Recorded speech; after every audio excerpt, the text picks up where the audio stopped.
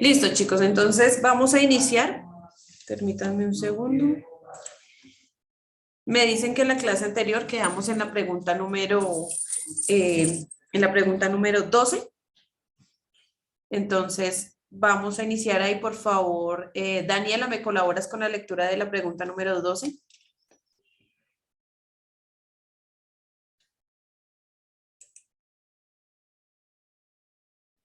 Profe, buenos días, qué pena contigo, sino que es que yo todavía no tengo el módulo. Ah, ok. Pasaría Entonces, mañana por él, sí, señora. bueno, Daniela, no hay ningún inconveniente. Entonces, si me puede colaborar por aquí. María Antonia, ¿tienes el módulo, por favor? Ya voy a compartir con ustedes por acá el módulo. Señora. A ver, la número 12, ¿cierto?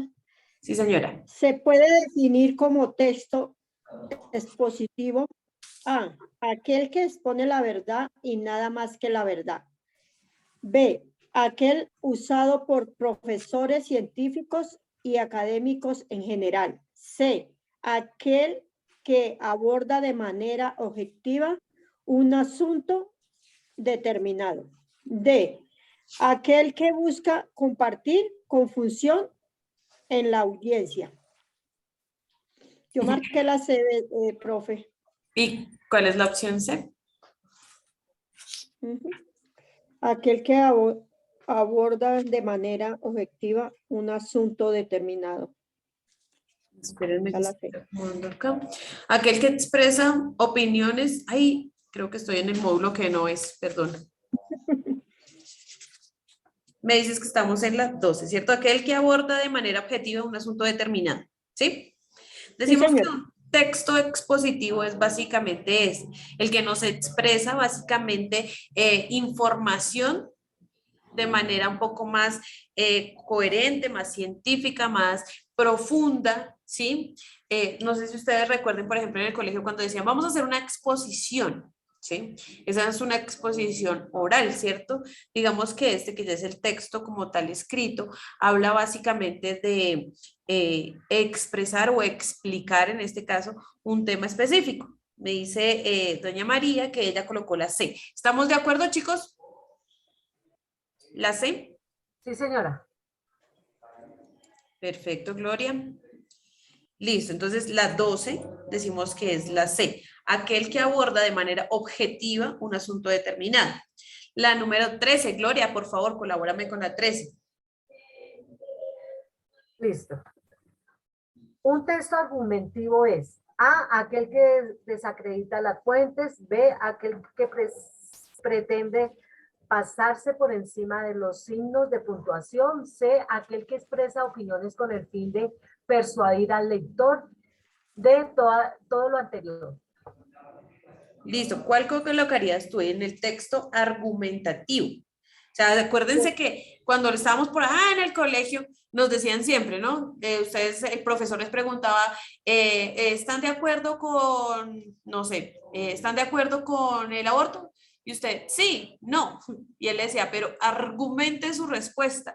Argumentar es como dar un complemento, explicar, ¿sí? ¿Cuál colocarías ahí entonces, Gloria? Bueno, ahí está un poquito confuso, pero pues porque podría ser la D, pero yo coloqué la C. La C. Aquel que expresa opiniones con el fin de persuadir al lector. Sí, señorita. Por eso les estoy diciendo. Básicamente es cuando ustedes les decían, ¿qué opinas sobre el aborto? Que sí, que no. Ah, bueno, pero argumente. ¿Por qué? Porque estoy tratando de convencerlo de lo que yo estoy pensando. ¿Listo? Entonces ahí decimos que es la C. C. La C. ¿Se acuerdan que decíamos la clase pasada? Decíamos la clase pasada que podíamos, cuando no conocemos mucho sobre un tema, cuando no lo tenemos muy claro, empezar a descartar las respuestas, ¿cierto? Empezar a mirar cuál no me sirve. En este caso, si me están hablando de argumentativo, pues usted más o menos tiene un conocimiento básico sobre algunos temas, ¿cierto? Digamos que en algún momento de la vida nos han hablado específicamente de cosas. Entonces dice lo que les decía el profesor allá, pero argumente su respuesta. Entonces, usted ya sabía que tenía que contestar algo más.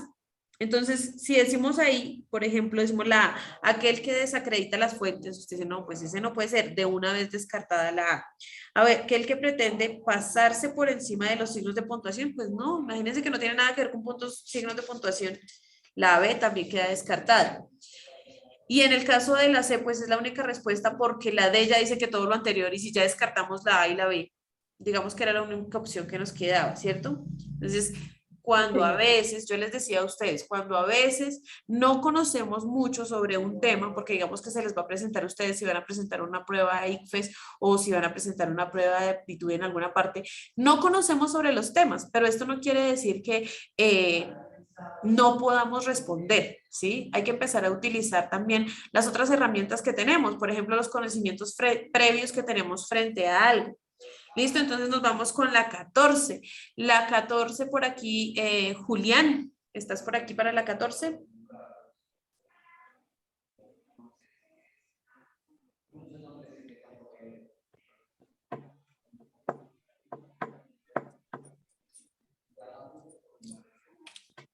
¿No está Julián? Joan. Sí, profe, es que no tengo el módulo todavía. Ah, ok, Julián. Pero te la leo y tú me ayudas a contestarla. ¿Listo, Julián? Vale, Dice, profe. se conoce como poesía popular a la expresión que. Te explico qué es poesía popular. La poesía popular es básicamente esa que hace referencia a relatos poéticos que han pasado de generación en generación en los pueblos, ¿sí? En determinada región. No sé si ustedes han escuchado alguna vez, por ejemplo, los relatos que se cantan en la música llanera. Eso es poesía y es poesía popular porque no es de ahora, no es actual, es básicamente que lleva muchísimos años y que ha pasado de generación en generación. Eso es básicamente poesía popular. Entonces dice, se le conoce como poesía popular a la expresión que la crean las élites capitalistas. B, se ve y escucha en los comerciales y propagandas. C, la gente conoce, recita, canta y sabe hacer y sabe hace mucho tiempo. La D es popular entre la gente sabia. Pues yo diría que la D, profe, porque pues no, ¿qué tiene que ver? Capitalismo, comerciales casi no sale porque no es como muy común que la gente tome como lo suyo, lo nativo para la televisión ¿y cuál era la C, profe? ¿La otra? Es la que la gente conoce, recita, canta y sabe hace mucho tiempo. Ah, sí, entonces esa. Me quedo con esa. Sí, señora. Muy bien, Y sí, la C. Julián. Es la La- C. Muy bien, Julián. Julián, además, para Julián, para Iván, para David, para Joan, Sebastián. Y ¿quién más está por aquí? Otro chico. Pues nada, acordarme que la verdad no les había dado. Un feliz día, que Dios los bendiga inmensamente, que pasen un día genial, que por allá la persona que esté junto a ustedes los valore mucho, los quiera, los respete. Y nada, pues muchas bendiciones, hijos. La verdad no me había acordado de decirles qué pena con ustedes. Gracias, profe. Listo, hijos. Entonces seguimos con la pregunta número 15. La 15 me va a hacer por acá el favor, Tania. Tania, ayúdame con la 15, por favor. Un ensayo es A, un escrito estrictamente fantástico o épico. B, un texto largo como una novela. C, la presentación de información y planteamiento del punto de vista del autor en un texto corto. D, todas las anteriores. Listo. Espérame un momento, por favor. Tania, espérame un segundo. Les explico primero que es como un ensayo y ya contestamos. ¿Listo? Hijos, un ensayo es básicamente un escrito en el que usted da el punto de vista sobre algo que ya está escrito. ¿Cómo así? Digamos que en este momento tenemos temas controversiales en el mundo, ¿no? Por ejemplo, en nuestro país en este momento tenemos lo de la legalización del aborto, ¿cierto? Un ensayo sobre este tema es básicamente un escrito en el que usted apoya o está en desacuerdo frente a ese tema. El tema, digamos que es el aborto, ya es un tema conocido, ya tiene muchos antecedentes o son cosas que han dicho otras personas, ¿cierto? Entonces, de ahí ustedes pueden tomar información y escribir un texto. Por ejemplo, decir, yo estoy de acuerdo por esto, esto y esto, o no, yo estoy en desacuerdo por esto, esto y esto. Dime, Gloria. No, ya, era una estudiante que estaba ahí pendiente para que la dejara entrar, pero ya entró. Gracias, Sí. profe. Muchísimas gracias, Merce, por acordarme. Sí, lo tenía ahí pendiente y la verdad no me había dado cuenta que estaba ahí en espera. Qué pena. Listo, entonces eso es un ensayo. Dar su punto de vista es digamos que es un poco técnico porque tiene ciertas partes. Dentro de las partes que tiene un ensayo tenemos como una introducción, que la introducción es básicamente esa parte que dice de qué se trata el tema. Sí, básicamente eso, da definiciones y de qué se trata el tema. La otra parte es la argumentación. En la argumentación es donde ustedes dicen, bueno, según el periódico El Tiempo, en el año tal, existieron tantos abortos, por eso estoy de acuerdo o por eso estoy en desacuerdo. Ahí es donde se ponen todos los puntos de vista. Finalmente tiene una conclusión. Se llega a la conclusión de que el aborto es bueno por esto, el aborto es malo por esto, ¿sí? Y finalmente, no quiere decir que vamos a colocar el título de últimas, sino que el título se hace al final, porque es después de que usted ya hizo una investigación, después de que usted ya relató todo lo que usted tiene para decirle a otras personas y convencerlas, ¿sí? Un ensayo es eso, convencer a la persona que está leyendo de su punto de vista con argumentos, ¿sí? No es que, no, yo estoy de acuerdo que sí al aborto, pero ¿por qué? No, pues porque sí o porque no. Tiene que dar un argumento de por qué sí, y no es solo el argumento de que usted llene de palabras el escrito, sino que lo sustente con otras cosas que hayan dicho otras personas o con anécdotas, con escritos científicos, escritos técnicos, de que ya esté realmente comprobado lo que usted está diciendo. ¿Listo? El título se escribe al final porque básicamente después de que usted ya dijo todo eso y está convencido, se coloca el título. Pero ese título tiene que ser una pregunta o puede ser un título corto, pero que llame la atención para que la persona que encuentre su texto le den ganas de leerlo. Eso es básicamente un ensayo, ¿listo? Entonces, ahora sí, Tania, partiendo de eso, un ensayo es un escrito estrictamente fantástico o épico, un texto largo como una novela. C, la presentación de información y planteamientos de punto de vista del autor en un texto corto. O de todas las anteriores. La C. ¿La B? La D, todas las anteriores. La C. No, la B. B. La B, un texto largo como una novela. Sí. No, No. la C. La C. La C no es tan largo. Miren que existen ensayos de más o menos 1 o 2 hojas que muy bien argumentados, como también existen ensayos que ya son libros, ¿listo? Ya libros, textos completos sobre, digamos que no hay un requisito específico que diga, no, el ensayo tiene que tener tantas páginas, no. Lo importante es que usted pueda argumentar y contrastar su respuesta con respecto a algo. ¿Listo? Entonces ahí la respuesta era la C. ¿Listo, hijos? La C. Nos vamos con la número 16. Jenny Chacón, ¿me puedes colaborar con la C 16, por favor? Profe, qué pena, es que le estoy dando de comer al bebé, entonces yo paso. No, tranquila, hija, no hay ningún problema. David, ¿le puedes colaborar? David Zamora. Las siguientes son las partes de un ensayo. A, inicio, nudo y desenlace. B, introducción, cuerpo y epílogo. Epílogo. C, prólogo, índice temático, historia central y epílogo. D, título, tesis, sustentación, conclusión. ¿Cuál crees que es, según lo que acabo de explicar? Sería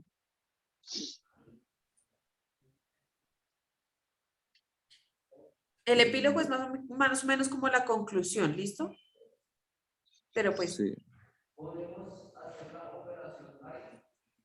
Pues creería que la B. ¿Creerías que es introducción, cuerpo y epílogo? Sí, señora. Bueno, pero acuérdate que te dije que al final se colocaba el título, ¿cierto? Es lo más importante, el final, el que llame la atención. Mm, O sea, que sería la D. ¿Sí? La La D, C. la C, la D. A ver, vamos a desmenuzarlo aquí. Dice que tenemos inicio, nudo y desenlace. Ya sabemos que eso no es porque eso es la parte de un cuento, ¿cierto? Entonces, inicio, Sí, nudo y señora. desenlace completamente descartado. Introducción, cuerpo y epílogo, que era el que me decía él, tampoco puede ser porque le falta el título. Entonces, el título es de las partes importantes, ¿sí? Tiene básicamente el título y 3 partes más. Perdón, profe, aunque todo se empieza con una introducción, ¿cierto? O Casi sea, que siempre. también queda uno como confundido, ¿cierto? Sí, casi siempre. Pero digamos Sí. que acá, en este caso, dice tesis. La tesis es lo mismo que la introducción. Una tesis es básicamente esa pregunta o esa información que usted está Claro. buscando. Eso es una tesis. O sea, esa sería la introducción. O sea que por ende no podría ser el AC, porque dice que tiene un índice temático, historia central, ¿no? No tiene, el ensayo nunca tiene índice. Ustedes han visto que a veces los trabajos, ya cuando son formales, que ustedes tienen que entregar uno, tiene que la portada, la contraportada, bueno, eso se utilizaba en las Icontec, en la Zapa no tanto, pero bueno, la portada tiene el índice de las tablas, el índice de las gráficas, el índice de los temas, luego tiene que el trabajo como tal, no, ¿sí? El ensayo es algo más sencillo, es un escrito que tiene un título, la tesis, pues el argumento que ustedes van a dar a favor o en contra de la información y pues las conclusiones, no tiene nada más. A veces es más lo que uno se confunde porque, uy, no, pero es que toca hacer un ensayo y esa vaina ¿qué es? Pues no, no es complicado, es básicamente dar su punto de vista frente a algo, ¿listo? Argumentándolo. Por ende, las partes de un ensayo serían la D, ¿listo? El título, la tesis, la sustentación y la conclusión. ¿Listo? Bueno, a partir Listo. de esta pequeña explicación, porque es que nos toca así como todo muy rápido, ¿no? Doña Carmencita, ¿me puede colaborar por ahí con Sí, la número señora. 17? Ok, dice, elaboración de un ensayo resulta práctico debido A, que es un texto imaginado directamente del autor. B, su estructura es la de un texto conciso y corto. C, que es confuso y pasa por complejo. D, es una disciplina antigua. ¿Cuál Bueno, yo considera su merced que es? la A. La A. Sí, señorita, ¿quién está de acuerdo con la A? Por favor, me votan aquí en el chat rápidamente. A ver, quiero mirar quién está despierto. Yo, profe. Yo estoy aquí, yo estoy aquí. Yo estoy aquí. Listo, sí, estamos de acuerdo. La A, les decía yo, es un escrito que es sencillo, sí, porque básicamente da su punto de vista frente a algo. ¿Listo? Directamente del autor. Elaboración de un ensayo, listo. Que es un texto imaginado directamente por el autor. Les decía yo, existen ensayos cortos o que uno se los coloca como tarea, ¿cierto? Entonces la profesora ya me hace el favor, me va a hacer un ensayo sobre la eutanasia. Y usted, ¡ah! Oh, por Dios, primero hay que buscar qué es eutanasia, ¿cierto? Entonces, esa sería la introducción a la tesis. ¿Qué es la eutanasia? La eutanasia es ta, ta, ta, ta, ta. Ahora, ¿yo estaría de acuerdo o estaría en contra de eso? Esa es la argumentación. Y además, no solo colocar si estoy de acuerdo, si estoy en contra, sino ¿por qué? Ah, porque es que hubo un señor que se salvó y terminó haciendo cosas maravillosas porque creó una fundación a partir de eso. Entonces se salvó y no le aplicaron eutanasia. Ah, no, pues que fue genial porque terminó con el sufrimiento de otra persona, esa persona era tal, tal, tal, tal. ¿Sí? Dar una sustentación de por qué. Eso se llama argumentar. ¿Listo? Nos vamos entonces con la número 18. Bueno, a ver, a partir de aquí de la 18 ya volvemos a cambiar otra vez de tema. ¿Hay alguna pregunta hasta aquí de los temas que hemos visto? Recordemos que vimos el ensayo, vimos los signos de puntuación, vimos conectores, vimos algo de medios de comunicación. Y pues bueno, el texto expositivo y la argumentación van dentro del ensayo. Entonces, pues bueno, ¿tenemos alguna pregunta sobre esos temas o podemos pasar a lo siguiente? Yo sé que nos encantaría, pues a mí me encantaría y me fascinaría poderles explicar más profundamente pues todos estos temas porque yo sé que son valiosos para muchos de ustedes porque yo sé que algunos de ustedes van a ingresar a la educación superior, vamos a ingresar a un curso técnico, al SENA, vamos a ingresar a otro lado y créanme que estos relatos, por ejemplo, los ensayos son muy solicitados como evidencia dentro del estudio. Pero bueno, digamos que así como a grosso modo por lo menos conocerlo y ya después ustedes más profundamente van conociendo sobre ellos. ¿Tenemos alguna pregunta sobre estos temas? No, señora. Todo vamos ahí. Bueno. Nos vamos entonces con este nuevo tema. Aquí vamos a empezar a mirar sobre todo las raíces de el idioma castellano, sobre la lengua y el lenguaje. Vamos a empezar a mirar un poquito de historia, ¿listo? Entonces, pues, digamos que este es un tema un poco más denso y que es un poco más confuso porque muchas veces nos están hablando de una cultura que no conocemos como tal o que muchas veces no tuvimos todo el conocimiento sobre ella. Entonces, vamos a pasar así como por las cosas más importantes y que tengan que ver con español. ¿Listo? No les voy a preguntar obviamente sobre ubicaciones geográficas, si tienen que ver por aquí y por allá, porque eso de pronto lo ven ustedes más como en sociales. ¿Listo?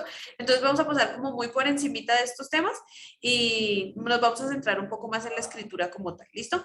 Entonces, la pregunta número 18 es tan amable por aquí, no sé, por aquí, Iván Romero, ¿me puedes ayudar con la 18?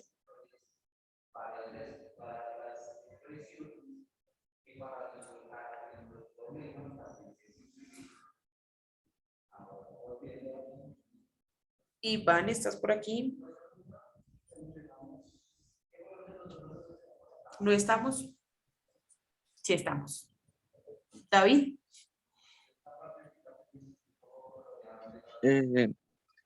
El idioma castellano tiene sus raíces. A, en los indígenas. B, en los pueblos asiáticos. C, en los pueblos prerromanos. D, de los romanos. Listo. Les decía yo, vamos a ingresar un poquito en la historia, ¿no? Entonces, nuestro idioma viene básicamente del continente europeo, ¿sí? Nuestro idioma tiene raíces romanas. Digamos que existían básicamente pueblos romanos que básicamente conquistaron otros pueblos que ya ahorita vamos a empezar a mirar un poco más desglosados y que básicamente lo que hicieron fue hacer inmersión de su idioma al de los otros pueblos, de los pueblos indígenas y básicamente colonizarlos y empezar a hacer lo mismo que hicieron acá con nuestro pueblo, ¿cierto? Que nosotros teníamos como nuestro propio idioma y todo esto, entonces llegaron los españoles, introducieron su idioma como tal y lo establecieron. Lo mismo ocurrió en los pueblos europeos. Digamos que los romanos fueron los que se encargaron de conquistar diferentes pueblos y básicamente inyectar su cultura y su idioma a estos lugares. ¿Listo? Entonces digamos que ya partiendo de eso, les diría yo que es la D. ¿Listo? En los romanos. ¿Listo? La 18. Digamos que esta sí las vamos a pasar un poco más rápida. La 19 dice, algunos de los pueblos concebidos como prerromanos fueron, digamos que, les decía yo, llegaron los romanos a estos pueblos y básicamente cambiaron toda su estructura, ¿cierto? Entonces, habían unos pueblos, yo lo comparo mucho aquí con nuestro continente, ¿no? Digamos que teníamos nuestros pueblos, acá teníamos nuestro idioma en Colombia, por decirlo así, tenían su idioma en México, que tenían su idioma en cada una de las regiones, ¿cierto? Al llegar los españoles nos inyectaron su idioma. Los romanos también llegaron a unos pueblos que eran los prerromanos, o sea, antes de que llegaran, que fueron los griegos y los celtas. ¿Listo, hijos? Entonces, marquemos ahí la C. Los griegos y los celtas fueron los pueblos prerromanos. Obviamente hay otros, pero digamos que estos son los que nombran en esta pregunta. La 20 dice, la mayoría de palabras del español procede de, fielmente de todas las culturas. B, es un mestizaje global. La C, el latín. D, las raíces sánscritas. A ver, este hace atención a nuestros conocimientos previos. Yo no sé si ustedes allá cuando estaban generalmente en primaria, a uno la profesora de español lo ponía a utilizar el diccionario, ¿no? Entonces, cuando ustedes miraban ahí de la definición, háganme el favor, chicos, busquen la definición de silla. Y ustedes buscan la definición y ahí dice de dónde proviene la palabra. La mayoría de palabras del idioma castellano, del idioma español, provienen de uno de estos, de la A, de la B, la C, de la D. ¿Cuál de ellas ustedes han escuchado más? El latín. Exacto. El latín. El latín, ¿cierto? Que es como la Sí, que el uno latín. generalmente le dicen, esa viene del latín tal, ¿cierto? Listo. Entonces, esta pregunta hace referencia a lo que yo les comentaba la vez pasada, ¿no? O ahorita. Hay que acudir a esos conocimientos previos que tenemos y confiar en ellos, ¿sí? Entonces, vamos con la C, el latín, ¿listo? Todo el idioma español proviene del latín, que era básicamente uno de los primeros idiomas que hablaban en Roma, ¿listo? La 21, recibe el nombre de lenguas románicas. Ojo, ¿es lenguas románicas o lenguas románticas? ¿Listo? Puede ser cualquiera de las dos. Suenan parecidos, ¿se acuerdan que hablábamos la vez pasada de la palabra ambigüedad y antigüedad, que son diferentes? Estas también suenan igual, ¿no? Románicas y románticas. ¿Listo? Ese tipo de lenguas, dice, recibe el nombre de lenguas románicas. A, todas las lenguas que se han escrito en prosa poética. B, el idioma sajón. C, italiano, francés, portugués, entre otras. D, las lenguas africanas ancestrales. ¿Quién me puede decir a ver si investigó sobre este tema un poquito? Yo diría que la A. La A, profe. Es la La C. C. Es la C. Es La la C. C. ¿Por qué Ah. es la C? Porque no me la sé. Pues creo que por lo que yo tuve unas clases presenciales y pues la profesora me explicó esto allá en el tablero y todo. Exacto, ya tienes eso, acudimos ahí a los conocimientos previos, ¿cierto? Entonces, sí, básicamente las lenguas romances, románticas, románicas, básicamente hacen referencia a esos primeros idiomas que salieron del latín, ¿sí? Como por ejemplo el español, el italiano, el francés, el portugués, el catalán, ¿listo? Entonces, todas esas son lenguas romances o románicas. ¿Listo? Entonces, ahí la respuesta es la C. Digamos que esto es un poco más como de historia, ¿no? Nos vamos por aquí con la 22. Una de las instituciones que más apoyó el idioma castellano fue, ojo con esta pregunta, porque básicamente tiene que ver es con cuál de estas instituciones fue la que más hizo que el idioma castellano se regara por el mundo, ¿sí? Digamos que por eso somos de la tercera lengua más utilizada en el mundo. ¿Por qué consideran? Por A, la iglesia, B, la banca internacional, C, la industria naviera, D, la industria militar. La A. La B. La B. La B, pues está entre La B. pues La B. diría uno que la iglesia, pero La A. vamos a mirar y es la B, la bancaria A. internacional, ¿no? ¿Cuál podrá ser? A ver, básicamente sí. Ah. Empecemos a descartar, ¿cierto? La iglesia sí tuvo mucho que ver porque digamos que eran los que impartían como tal el conocimiento. Cuando llegaron a colonizarnos a nosotros, básicamente los que empezaron a impartir el idioma español fueron la religión, ¿cierto? Pero como tal, digamos que no era algo que fluyera, sino era más el aprendizaje, ¿no? Ir a enseñarle a todos los indígenas sobre nuestro idioma. ¿Listo? Entonces, la B, la C o la D. La industria militar, pues tampoco tenía que ser porque no era para eso. Ah, virgen. Sí, es que me dice que la conexión está súper mala. ¿Me escuchan ahora sí? Sí, señora. Ay, Dios mío, es que preciso le da por molestar este internet. Bueno, Decíamos que la iglesia no puede ser porque ellos impartían la educación, pero no era tan fluido, era más como de enseñar y mirar, así como cuando nosotros vamos a un curso de inglés, ¿cierto? Tenemos que aprenderlo, digamos que ahí era un poco más radical, ¿no? Porque o tocaba aprenderlo, pero pues era así. La industria militar tampoco puede ser, ¿cierto? Porque pues un militar no se iba a encargar de impartir como tal el vocabulario ni el idioma. Estamos entre la banca internacional y la industria naviera. ¿Cuál consideran ustedes que puede ser? La B. La B. Sí. Sí, la B. B. A La B ver, tengo yo. la B o la C. Tienen mucho parecido porque básicamente la industria naviera básicamente era la que hacía que el idioma llegara a otros lugares, ¿cierto? No se quedara estático únicamente en un país como tal, sino, por ejemplo, con la industria naviera también llegó el idioma aquí a nuestro continente, ¿cierto? Porque ¿cómo llegó el español aquí? Si nosotros hablábamos era otro Entonces está entre la C, profe.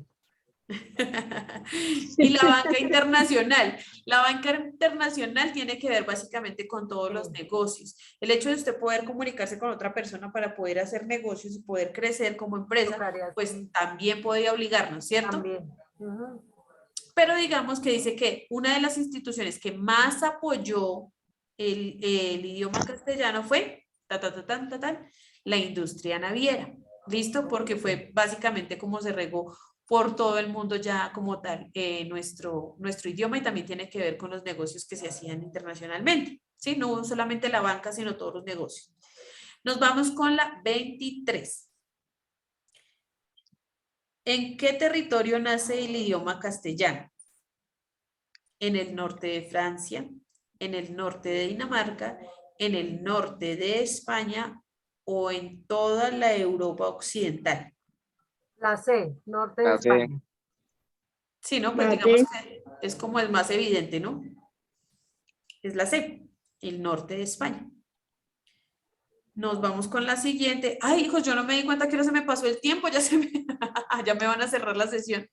Bueno, vamos a ver si alcanzamos a hacer otras aquí rápido antes de que me cierren. ¿En qué Profe, pregunta? perdón, profe, para que nos deje la tarea hasta qué página. Ay, sí, señora, de una vez. Entonces decimos que hoy si alcanzamos para hasta el 25. Entonces ya íbamos en la 30, ¿cierto? Sí, señora. Listo, entonces nos vamos hasta la 47. Porque se me cierra sesión ahorita y quedamos ahí pendientes. Por favor, empezamos a investigar sobre estos temas hasta la pregunta número 47. ¿Qué es la función estética?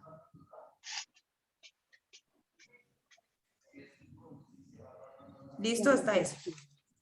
Hasta ahí. Entonces, continuemos antes de que me cierren por aquí. Y vamos en la 23. 24. La 23 y a la... Vamos Listo. para la 24. Vamos para la 24. Las distintas revoluciones culturales del idioma latín generó las famosas lenguas. Bueno, esta está fácil. A, barbáricas.